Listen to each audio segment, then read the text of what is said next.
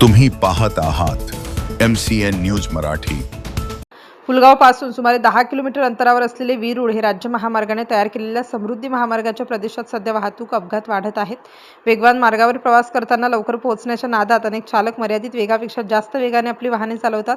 सूर्यप्रकाश आणि वाहनातील एअर कंडिशनिंगमुळे गाडीत थंड हवा आल्याने चालकांना झोपेची गुंगी येते आणि त्यामुळेच या ठिकाणी भीषण अपघात घडत आहेत. गेल्या आठवड्यात समृद्धी महामार्गाच्या खालच्या भागातील आरवी रोडवर 2 दुचाकींची धडक होत 3 जण ठार झाले. त्यानंतर लगेच 24 तासात मार्डा जवळ एका मोटारसायकल स्वाराचा मृत्यू झाला आणि 13 जून रोजी सकाळी सुमारे 11 वाजताच्या सुमारास एका काळ्या रंगाच्या चारचाकी कारची अपघातस्थळी धडक झाल्याचे समोर आले आहे.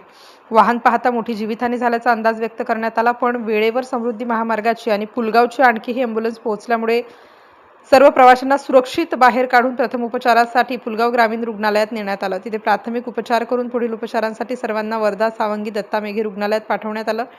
कारमधील सर्वजण मुंबईहून नागपूरकडे कारने परत येत होते आणि त्याच दिशेने चालणाऱ्या आयशर ट्रकमध्ये कार धडकल्याची माहिती प्राप्त झाली आहे. त्यामुळे या ठिकाणी वारंवार घडणाऱ्या अपघातांकडे महामार्ग प्रशासनाने तात्काळ लक्ष देण्याची मागणी नागरिकांकडून करण्यात येत आहे. MCN न्यूज मराठीकरिता सचिन महाजन, वर्धा.